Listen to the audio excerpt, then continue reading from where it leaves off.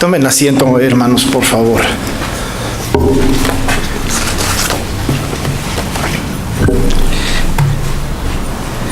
Voy a leer dos versículos de este pasaje, nuevamente, de este Romanos 8, el 7 y el 8. Versículos 7 y 8 de Romanos 8. Dice: por cuanto los designios de la carne son enemistad contra Dios, porque no se sujetan a la ley de Dios, ni tampoco pueden. Y los que viven según la carne no pueden agradar a Dios. Vamos a estudiar esta tarde, amados hermanos, el tema que sigue en la serie de predicaciones que estamos haciendo de la Confesión de Fe de Westminster.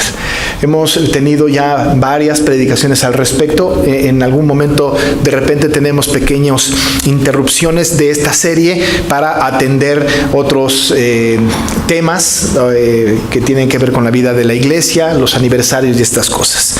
Pero no perdemos el rumbo, seguimos en la misma línea de hablar de la Confesión de Fe de Westminster. Algunos temas son temas muy apasionantes, algunos temas que no tienen tanta discusión al respecto de lo que creemos, no hay tanta diversidad de pensamientos, la mayoría sí, pero en algunos no. Pero hay algunos que apasionan y que además de apasionar traen como reflexiones a nuestras vidas, porque nosotros como Iglesia Presbiteriana Reformada tenemos diferentes posturas respecto de diferentes doctrinas.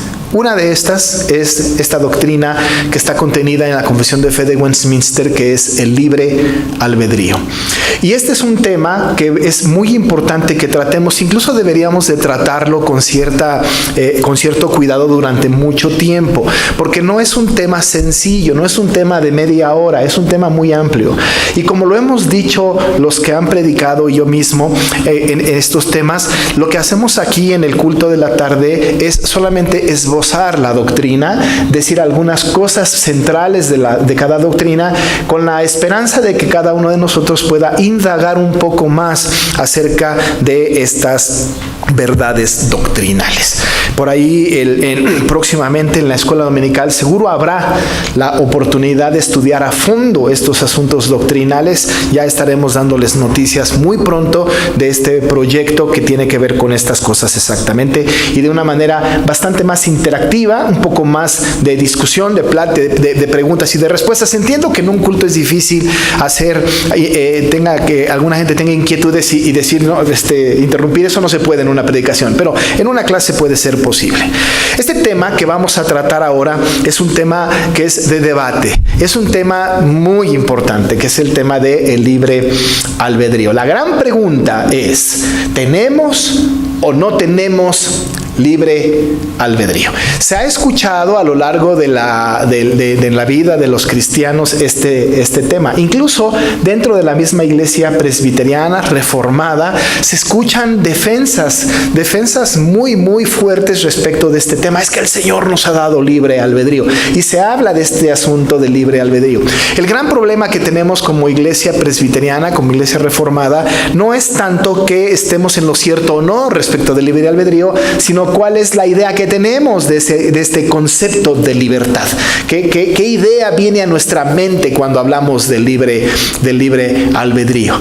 Normalmente, cuando en las iglesias se defiende a capa y espada el libre albedrío, tiene un enfoque salvífico. Es decir, yo soy el que decide por Cristo. El Señor me ha dado la libertad de tomar esa determinación. Soy libre, tengo libre albedrío para rechazar o tengo libre albedrío para aceptar la salvación que el Señor ofrece. Normalmente está en este campo, en el campo pues de la salvación, cuando hablamos y defendemos el libre albedrío. Queremos defender la honorabilidad del hombre, diciendo que el hombre no es títere de nadie ni de Dios mismo, y que nosotros somos capaces, porque el Señor nos ha dado la capacidad de decidir en esta libertad o pseudo libertad de decidir lo que nosotros tenemos y queremos y queremos hacer.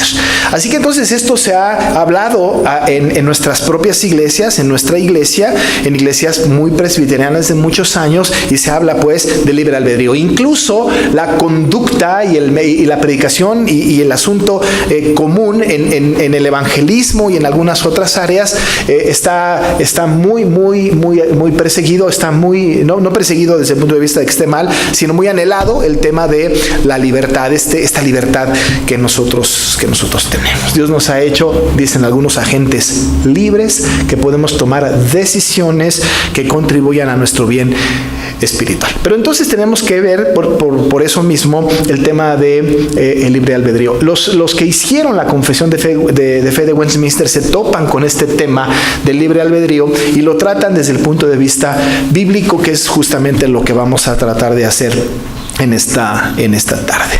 Nosotros tenemos frente a nosotros un texto bíblico, este pasaje del capítulo 8 de Romanos, que es importante para nosotros, y en esos dos versículos que tenemos enfrente resaltan algunas cosas, resaltan algunas expresiones, resaltan algunas palabras que llaman nuestra atención. Cuando leemos el versículo 7, por ejemplo, se habla de los designios de la carne. Quisiera yo que usted viera ahí en este texto eso, los designios de la carne. Los designios tienen que ver con los anhelos, con los deseos de la carne. Los designios de la carne tienen que ver con un mandato de la carne hacia nosotros. Esos son designios de la carne. Pero si usted sigue la lectura con mucho cuidado, estos designios, estos decretos, estos acuerdos de la carne, que no es otra cosa que nuestra propia decisión en cuanto a lo que nosotros queremos hacer, dice el texto, son enemistad contra Dios. Y si lo que nosotros hemos estudiado de que queremos agradar a Dios, entonces nos damos cuenta de primera instancia en esta primera línea del pasaje, es que los designios nuestros son designios pecaminosos, ¿no? Son designios equivocados. Estamos tomando decisiones incorrectas, porque los designios de la carne son enemistad contra Dios. El mismo apóstol Pablo nos va dando algunas explicaciones de por qué sucede esto. Y dice, porque los designios de la carne no se sujetan a la ley de Dios. No se sujetan a la ley de Dios. Tenemos entonces ahí ya un poco la explicación de que los designios de la carne normalmente y por naturaleza no se acercan al cumplimiento de la ley de Dios. Diríamos nosotros, para tomar una decisión, ¿no? Porque somos agentes libres los que defendemos o defienden más bien el libre albedrío en este sentido, ¿no? Decían, bueno, si nuestros deseos son pecaminosos porque no se sujetan a la ley de Dios, bueno, vamos a tomar una decisión. Y nuestra decisión es que de aquí en adelante nos vamos a sujetar a la ley de Dios. Pablo sigue diciendo, porque no se sujetan a la ley de Dios, y esto está bastante claro, ni tampoco pueden. Es decir, hagan lo que hagan, el esfuerzo que quieran hacer, todo lo que queramos hacer, no hay manera posible de que nuestros designios vayan en favor del cumplimiento de la ley de Dios, del favor de Dios. No se puede. Los designios de nuestra carne son enemistad contra Dios porque no se sujetan a la ley de Dios y ni hagan el esfuerzo porque tampoco pueden. No se puede, dice el apóstol Pablo. Y los que viven, dice el versículo 8, según la carne, es decir, esos que no han sido regenerados, estos que están en esta condición, ¿no? Los que viven según la carne, no pueden agradar a Dios. Fíjese que no dice no quieren. Una cosa es querer y otra es poder. Algunos diríamos de que quiero, pero de que puedo, no puedo. Entonces tenemos un conflicto serio. El conflicto serio es que aparentemente en la Biblia, no solamente en este texto, pero en el contexto de toda la Biblia, hay un problema con nuestras determinaciones, hay un problema con nuestras decisiones, hay un problema con nuestras libertades. Por eso es muy importante, y en la Confesión de Fe está muy claro este asunto, que nosotros tenemos que acercarnos al tema con mucho cuidado y tratando de entender el contexto completo bíblico al respecto de nuestra condición, de nuestra capacidad, de nuestra libertad, de nuestra habilidad para la toma de decisiones. ¿Hasta dónde soy libre? ¿Hasta dónde el Señor me ha dado la capacidad de decidir el bien espiritual para mi propia vida, en el sentido, por ejemplo, de la salvación, que yo pueda decidir o no por Cristo? Y el tema, pues, es un tema delicado. Vamos a abordarlo desde el punto de vista de la teología bíblica y, por supuesto, dogmática, que ya hemos dicho que la teología dogmática tiene que ver con los credos y las confesiones, y la teología bíblica tiene que ver con el concepto completo que la Biblia tiene respecto de los asuntos doctrinales.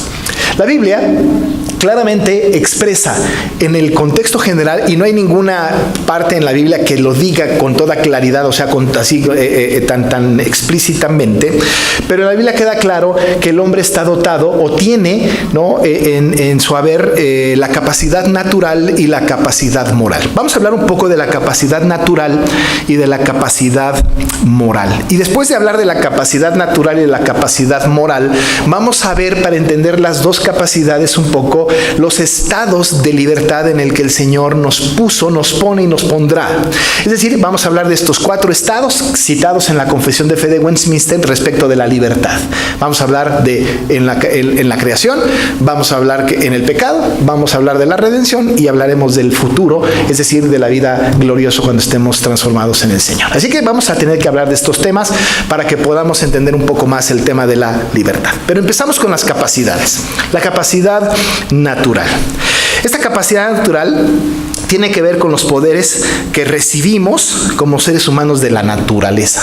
Todos nosotros tenemos la capacidad natural de oír, de hablar. Tenemos la capacidad natural de caminar para aquí o de caminar para allá, de caminar incluso. Tenemos la capacidad natural de poder determinar y de elegir lo que queramos al respecto de todo nuestro entorno. Los que estamos aquí hemos tomado hoy la decisión certera, buena, correcta, de venir al culto de esta tarde, ¿no? Dijeron ustedes, elijo ir al culto, ¿no? Si juega la selección de México un domingo, elijan por favor venir al culto. Pero incluso ahí, cuando tenemos esta disyuntiva, hay la capacidad natural de tomar una decisión respecto de lo que quiero hacer.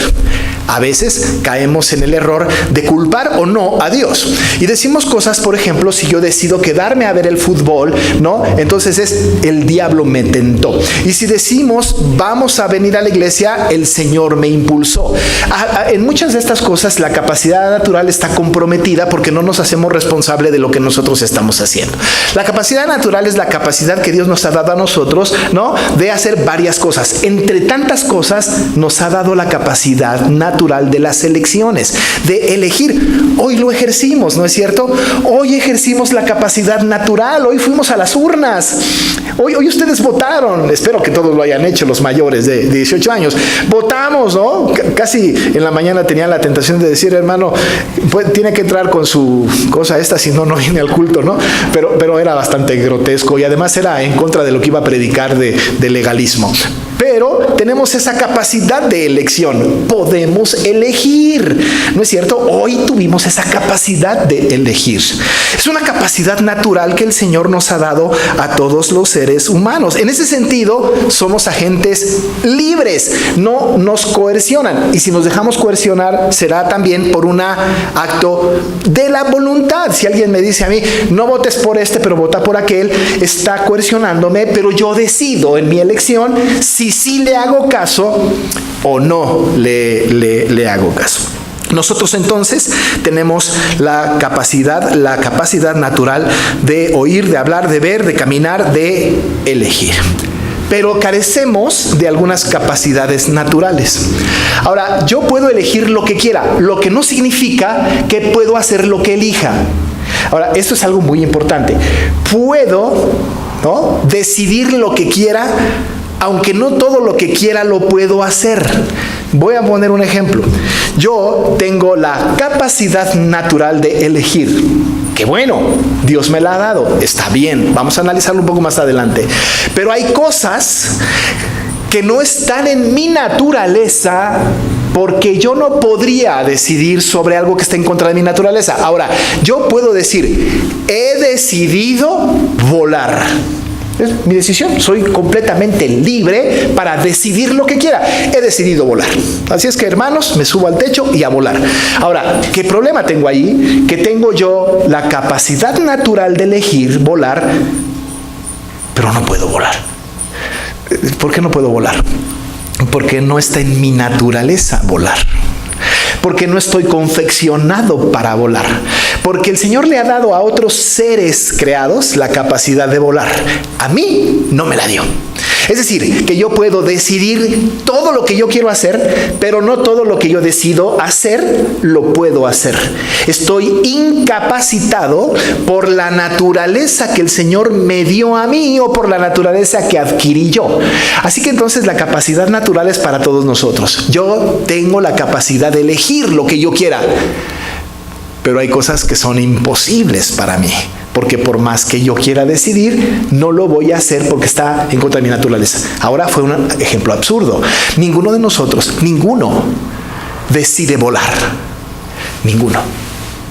Nadie. Ni lo va a pensar, ni le va a pasar por su mente, porque no está en su naturaleza. Pero una ave que decida no volar iría en contra de su naturaleza, ¿no? Es decir, que entonces nosotros decidimos cosas, elegimos cosas que van acordes a nuestra naturaleza. La capacidad natural entonces está regida por la naturaleza del hombre, las cosas que yo soy capaz de hacer. Ahí pues radica nuestro problema. Tenemos la capacidad natural de escoger lo que deseamos.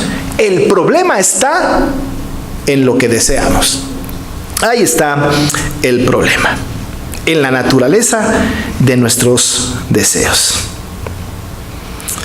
La Biblia dice que nosotros tenemos un corazón caído y que además se inclina completamente y continuamente hacia el mal. Ahí está nuestra naturaleza. Desde el principio, Desde el principio. En Génesis, capítulo 6, verso 5, dice: y vio Jehová que la maldad de los hombres era mucha en la tierra, y que todo designio de los pensamientos del corazón de ellos eran de continuo solamente al mal. Solamente al mal. Génesis 6, 5. Solamente al mal.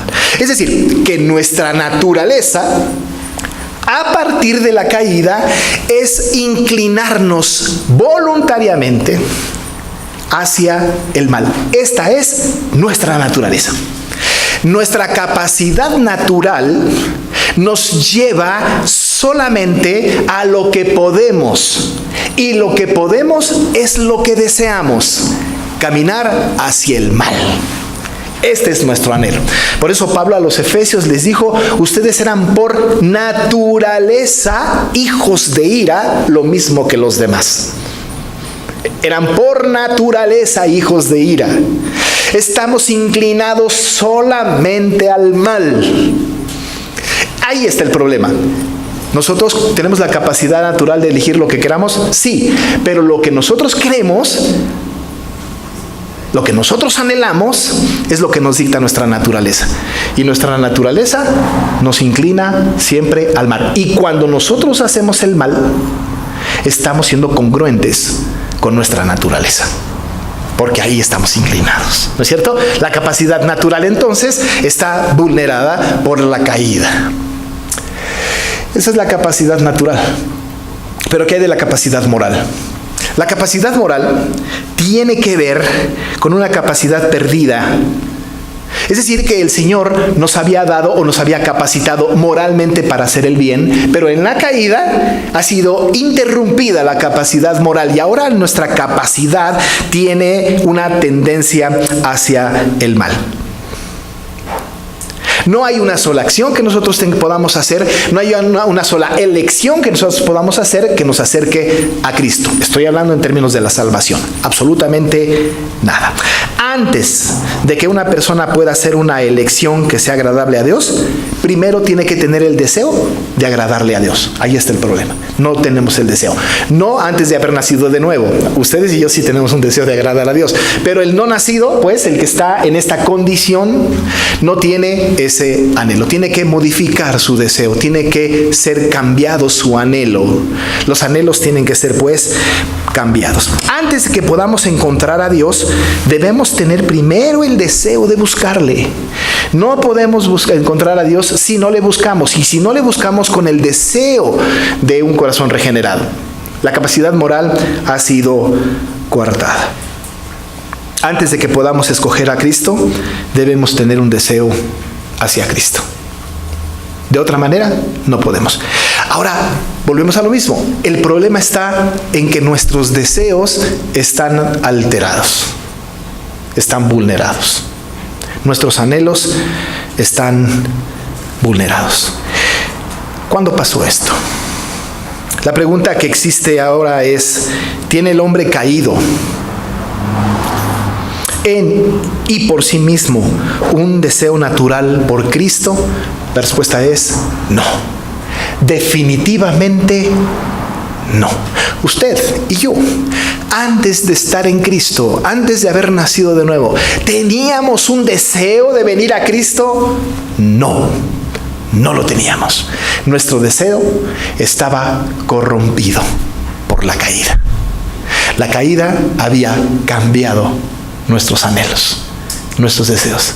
Ahora nosotros tenemos los pies presurosos para correr al mal. No había algo que pudiéramos hacer que nos acercara a Cristo. No había. Nuestra capacidad moral había sido interrumpida.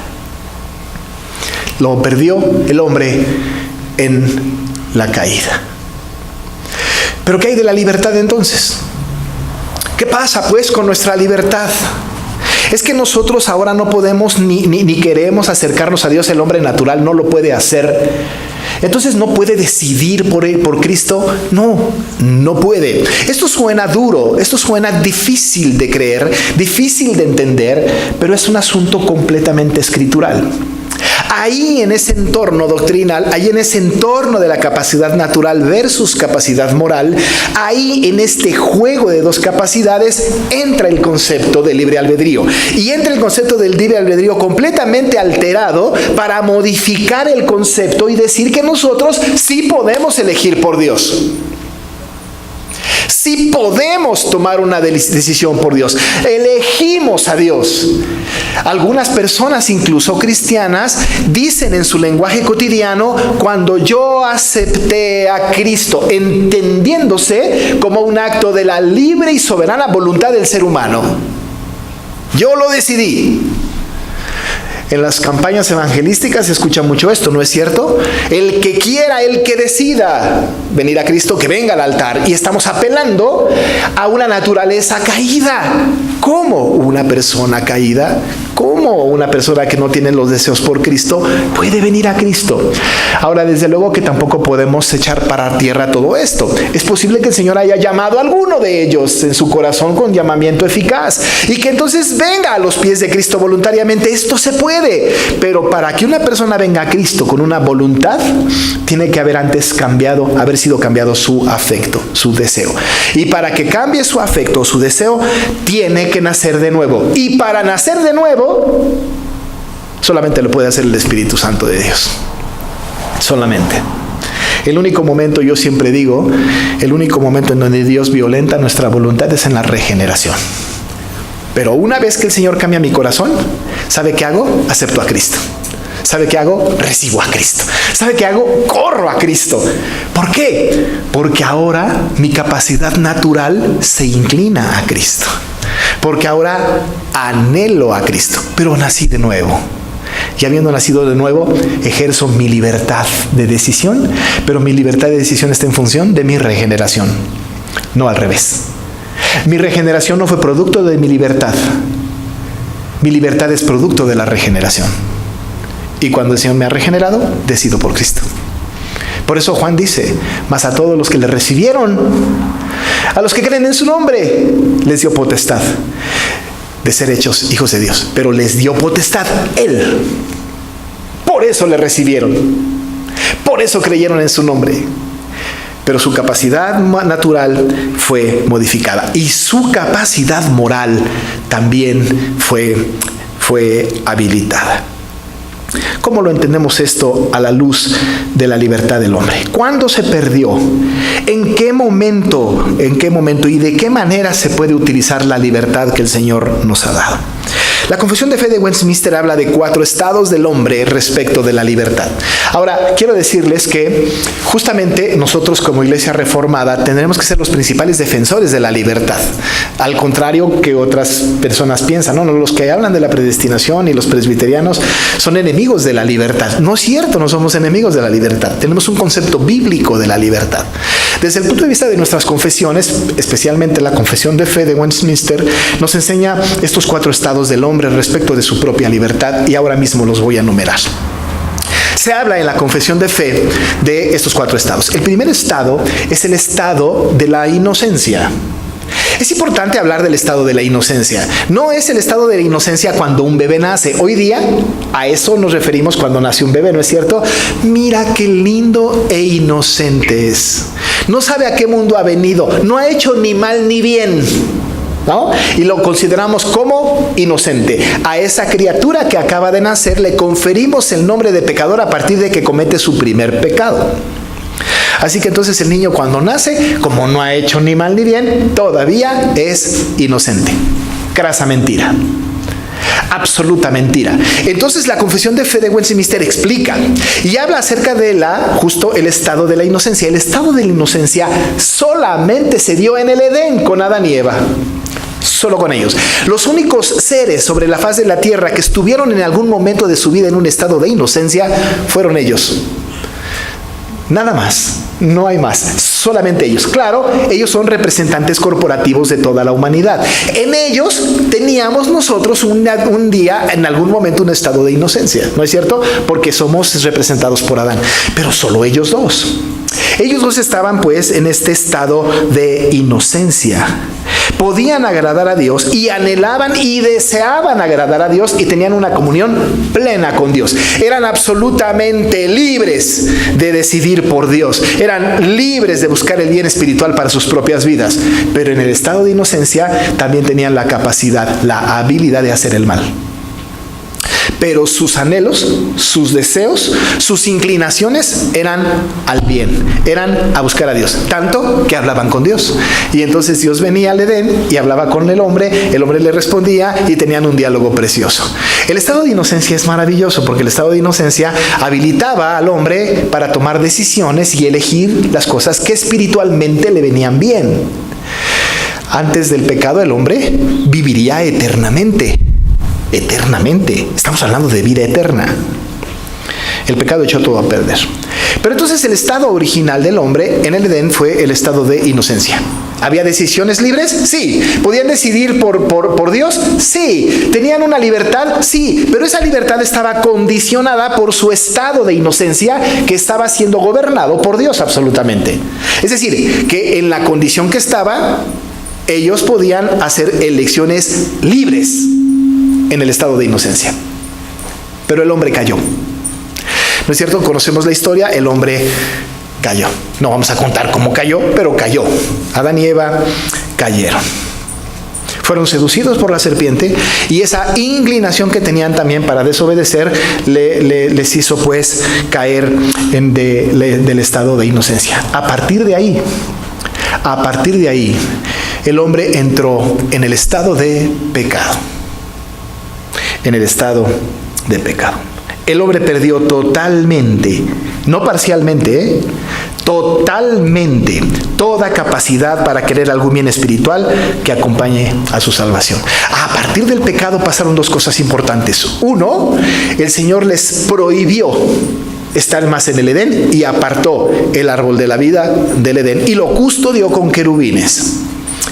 Pero otra cosa que pasó importante en la caída es que fueron, terrible, destituidos de la gloria de Dios. Y además, la paga de su pecado fue muerte espiritual y física. Es decir, que la condena por el pecado fue la muerte y ser destituidos de la gloria de Dios. Ellos entraron pues al estado de pecado. A partir de que estaban destituidos de la gloria de Dios y estaban muertos, no podían, no anhelaban, porque su afecto fue cambiado a Cristo. No buscaban deliberadamente la salvación. No dijo Adán y Eva, ay, la regamos, vamos a buscar a Dios, vamos a buscar la reconciliación con Dios. ¿Qué cree que? No. Fue incapaz. El hombre no pudo hacerlo. El profeta Jeremías, en el capítulo número 13, versículo 23, se lo voy a leer, es muy ilustrativo en este asunto. Jeremías 13, 23 dice: ¿mudará el etíope su piel y el leopardo sus manchas? Así también podréis vosotros hacer bien estando habituados a hacer mal. Es una pregunta retórica. No se puede.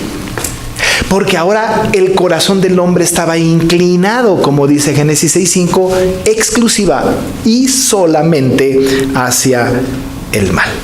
No puede ni prepararse ni determinar el bien espiritual que lo lleve a la salvación.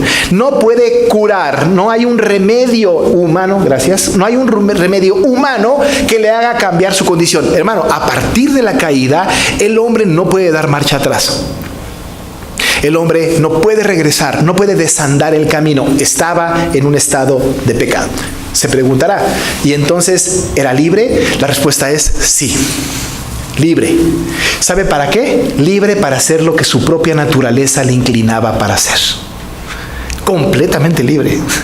Tomó decisiones libres, elecciones libres, y decidió hacer lo que le dio la gana, pero toda su libertad estaba gobernada por su estado, el estado de pecado. Incluso el hombre tenía la capacidad de hacer cosas moralmente buenas, pero ninguna de ellas le beneficiaba en su relación personal con Dios. Todas sus obras eran como trapos de inmundicia. Hasta la mejor y filantrópica acción que hicieran era perversa ante los ojos de Dios. No podían hacer nada. Elegían lo que querían. ¿Eran libres? Sí, completamente libres para hacer lo que su naturaleza les determinaba hacer, y siempre estaban inclinados al mal. Y nada más al mal. Pero en el plan redentor de Dios, en el decreto eterno de Dios, el Señor, por su gracia, por su misericordia, en su plan perfecto, planeado desde antes de la fundación del mundo, mandó a Jesús. Y Jesús apareció no en Mateo o en Juan, apareció en Génesis 3:15, o por lo menos a partir de ahí estaba una promesa. No apareció en un momento histórico, estaba prometido desde siempre. A partir del pecado, el hombre tenía que poner su fe en el que había de venir. Nosotros ponemos nuestra fe en el que vino. Pero en el Antiguo Testamento, ellos tenían que poner su fe hacia adelante al que había de venir, el que estaba tipificado, el que estaba prometido. Por eso Abraham le creyó a Dios y le fue contado por justicia. Tenían que creer en él. Y entonces el Señor, aquellos que creían en él y que sus corazones eran modificados, los cambió de su estado de pecado a otro estado distinto. Y el tercer estado que cuenta la confesión de fe es el estado de gracia. Entonces lleve la cuenta, estado de pecado, de inocencia primero. El hombre era libre de hacer lo que quería en relación con Dios, aunque podía pecar. El estado de pecado es que el hombre, ya sus afectos fueron cambiados y era libre de hacer lo que le viniera la gana, dominado por su naturaleza pecaminosa. Y cualquier cosa que hiciera no le acercaba a Dios. Pero el tercer estado es el estado de gracia. El estado de gracia no es un estado que el hombre determinó, en el que el hombre determinó estar. Ustedes y yo hoy estamos en el estado de gracia. Pero estamos en el estado de gracia no por algo que nosotros hayamos decidido, sino porque Dios así lo determinó por su soberana voluntad en el decreto eterno. Él nos cambió. Quizá para que se entendiera mejor está el pasaje de Ezequiel 18, ¿no es cierto?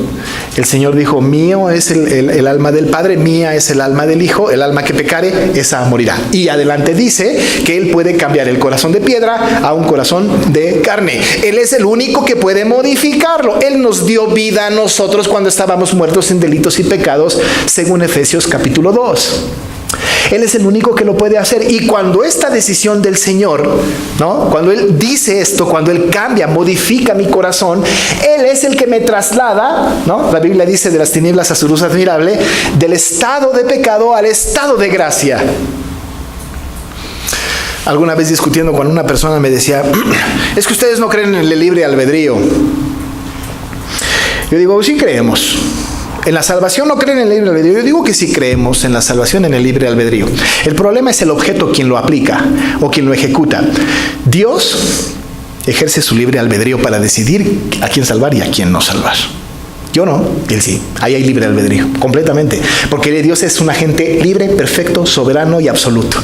Él decide y tiene libertad de hacer lo que le venga en gana. Normalmente lo que le viene en gana tiene que ver con su propia gloria. Y Él decidió, porque así quiso, ¿no? Y no le tenemos que cuestionar que nosotros fuéramos salvados de su ira. Cuando Él decide esto, nos cambia del estado de pecado y nos pone en el estado de gracia. Dice Pablo a los Efesios, porque por gracia sois salvos. Y esto no de vosotros, ¿no? Porque por eso sois salvos por medio de la fe. Y esto no de vosotros, pues es un don de Dios y no por obras para que nadie se gloríe. Él nos cambia nuestro corazón y nos viene y nos pone en el estado de gracia. Él lo hace. ¿Somos libres en el estado de gracia? Sí, completamente libres. Esto fue una promesa del Señor. El Señor le dijo a la gente, y conoceréis la verdad, y la verdad os hará libres. Somos libres, completamente libres. ¿Pero somos libres de hacer lo que nos venga en gana? No, somos libres de hacer lo que le venga en gana al Señor. Somos libres de hacer lo que Él quiere que hagamos. Somos libres de hacer lo que nosotros queramos en función de nuestro estado de gracia. A veces nos equivocamos, porque en el estado de gracia, según la confesión de fe, también podemos tener inclinaciones hacia las cosas pecaminosas. La diferencia es que las cosas pecaminosas ya no nos condenan. Acabamos de leer un texto. El apóstol Pablo le dijo a los romanos, ahora pues ninguna condenación hay para los que están en Cristo Jesús. Los que no andan conforme a la carne, sino conforme al Espíritu. Ninguna condenación hay. Estamos inclinados hacia el bien, estamos inclinados y nuestras obras le agradan al Señor. De hecho, hermanos, nosotros fuimos confeccionados para buenas obras. Eso dice Pablo a los Efesios. Somos hechura suya, creados en Cristo Jesús para buenas obras. Hacemos obras buenas. Y esas obras buenas son decisiones nuestras. Movidos por su gracia, movidos por el Espíritu. Somos libres de hacer lo que el Señor quiere que nosotros hagamos. Y esa es una noticia maravillosa, aunque seguimos inclinados al mal. Aunque seguimos haciendo cosas que a Dios no le agradan. También deseamos lo malo. Pero estamos en el estado de gracia. Y somos libres. ¿Dónde no fuimos libres? En el momento decisivo de pasar del estado de pecado al estado de gracia. Ese paso, nosotros no lo decidimos.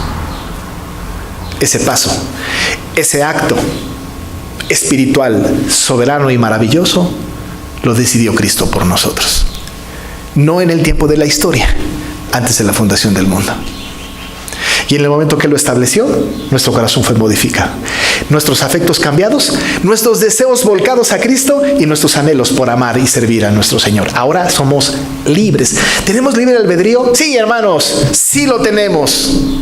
No para ser salvos, pero tenemos la libertad para hacer lo que al Señor le agrada. Y somos libres para hacer lo que Él quiere que nosotros hagamos. un corazón regenerado como el de usted y el mío, un corazón cambiado como el de nosotros, solamente anhela lo que Cristo quiere que hagamos. También tenemos otras inclinaciones malas, pero también por eso el Señor ha puesto su ley, ha puesto su palabra, ha puesto el recurso de la confesión, porque tenemos perdón. Ese es algo que nosotros tenemos, perdón de nuestros pecados, la seguridad de la vida eterna, la conciencia de pecado, tenemos la misericordia que es nueva cada mañana. Pero podemos decidir lo que queramos en función del reino. En función del reino. Mi papá trabajaba en una compañía, en Comisión Federal de Electricidad, en una planta termoeléctrica en el Valle de México. Y ahí pasaba desde las 9 de la mañana hasta las 7, 8 de la tarde. Pero ahí estando ahí, mi papá decidía, él cuenta, voy a ir al baño ahorita, ¿no? Y luego, voy a ir a comer. Voy a ir a visitar a los del departamento de no sé qué. Él tomaba sus propias decisiones dentro de esta planta. Él hacía lo que quería dentro de la planta, pero ¿qué cree? Todo estaba en función de ese trabajo. No podía salir de esas paredes. Todas sus decisiones estaban en función de la empresa. Usted mismo lo hace en su empresa. ¿Saben qué? Ahorita vengo, voy al baño, ¿no? ¿Saben qué? Espérenme tantito, voy a cerrar. ¿Saben qué? Espérenme tantito. Toman decisiones dentro de su empresa, pero todas sus decisiones están en función, están alrededor, están circundadas por su empresa.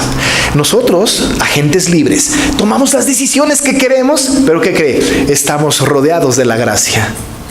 Estamos cercados por la gracia. Y nuestras decisiones están en función de la gracia. Somos libres para hacer lo que Dios quiere que nosotros hagamos. Pero un día, hermanos, moriremos. ¿Y qué va a pasar con nosotros? ¿Sabe qué va a pasar? Iremos al cuarto estado, el estado de gloria. Y en el estado de gloria es el que todos anhelamos. Es mucho mejor que los otros tres. Porque en el estado de inocencia podíamos hacer el bien que favoreciera nuestra vida espiritual, pero también teníamos una inclinación al mal. En el estado de pecado decidíamos todo mal. En el estado de gracia decidimos las cosas que agradan a Dios, pero también podemos decidir lo que no agrada a Dios. Si no, piense en las decisiones que ha tomado esta semana. Pero en el estado de gloria, única y exclusivamente decidiremos todas las cosas que glorifican a Dios. Ningún ápice de inclinación al mal en el estado de gloria. Nada.